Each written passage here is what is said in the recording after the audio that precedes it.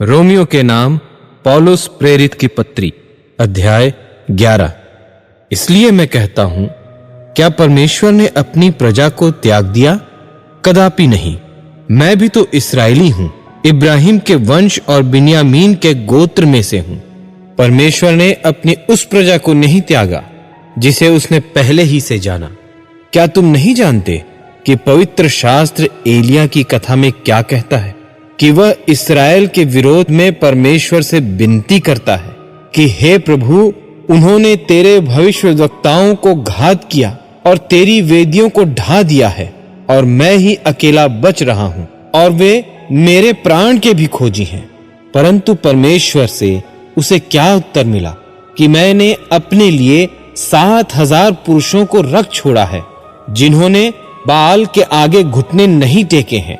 सो इसी रीति से इस समय भी अनुग्रह से चुने हुए कितने लोग बाकी हैं। यदि यह अनुग्रह से हुआ है तो फिर कर्मों से नहीं, नहीं तो अनुग्रह फिर अनुग्रह नहीं रहा। सो परिणाम क्या हुआ? यह कि इस्राएली जिसकी खोज में है वह उनको नहीं मिला, परंतु चुने हुओं को मिला, और शेष लोग कठोर किए गए हैं। जैसा लिखा है कि परमेश्वर ने उन्हें आज के दिन तक भारी नींद में डाल रखा है, और ऐसी आंखें दी जो न देखें, और ऐसे कान जो न सुने। और दाऊद कहता है, उनका भोजन उनके लिए जाल और फंदा और ठोकर और दंड का कारण हो जाए। उनकी आंखों पर अंधेरा छा जाए ताकि न देखें, और तू सदा उनकी पीठ को झुकाए रख। सो मैं कहता हूं, क्या उन्होंने इसलिए ठोकर खाई कि गिर पड़े? कदापि नहीं, परंतु उनके गिरने के कारण अन्य जातियों को उद्धार मिला कि उन्हें जलन हो। सो यदि उनका गिरना जगत के लिए धन और उनकी घटी अन्य जातियों के लिए संपत्ति का कारण हुआ, तो उनकी भरपूरी से कितना न होगा। मैं तुम अन्य जातियों से यह बातें कहता हूं, जबकि मैं अन्य जातियों के लिए प्रेरित हूं, तो मैं अपनी सेवा की बड़ाई करता हूं, ताकि किसी रीति से मैं अपने कुटुंबियों से जलन करवाकर उनमें से कई एक का उद्धार कराऊं। क्योंकि जबकि उनका त्याग दिया जाना जगत के मिलाप का कारण हुआ, तो क्या उनका ग्रहण किया जाना मरे हुओं में से जी उठने के बराबर न होगा? जब भेंट का पहला पेड़ा पवित्र ठहरा, तो पूरा गुंधा हुआ आटा भी पवित्र है, और जब जड़ पवित्र ठहरी, तो डालियां भी ऐसी ही हैं।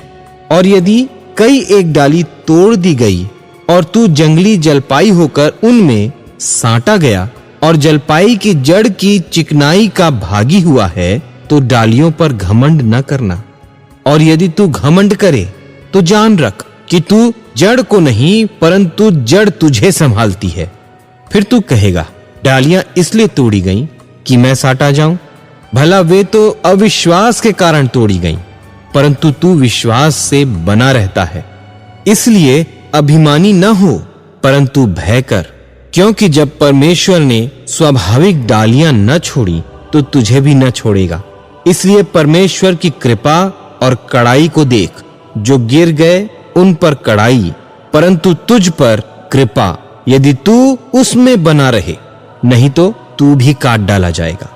और वे भी यदि अविश्वास में न रहें तो साटे जाएंगे, क्योंकि परमेश्वर उन्हें फिर साट सकता है।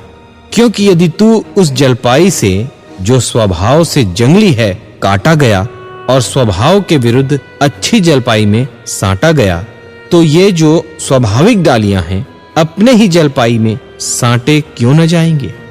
हे भाइयों, कहीं ऐसा न हो कि तुम अपने आप को बुद्धिमान समझ लो। इसलिए मैं नहीं चाहता कि तुम इस भेद से अनजान रहो कि जब तक अन्य जातियां पूरी रीति से प्रवेश न कर लें, तब तक इस्राएल का एक भाग ऐसा ही कठोर रहेगा, और इस रीति से सारा इस्राएल उद्धार पाएगा। जैसा लिखा है कि छुड़ाने वाला सिय्योन से आएगा और अभक्ति को याकूब से दूर करेगा, और उनके साथ मेरी यही वाचा होगी, जबकि मैं उनके पापों को दूर कर दूंगा।